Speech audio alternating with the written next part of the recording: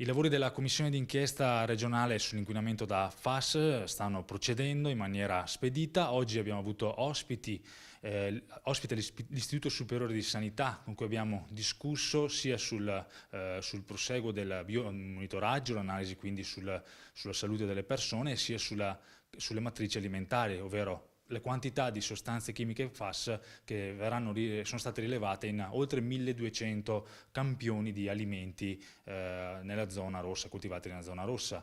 Dalla discussione di oggi è emerso che non vi sono dei preoccupanti allarmi legati a questa presenza, e a breve verranno presentati questi dati in Regione Veneto.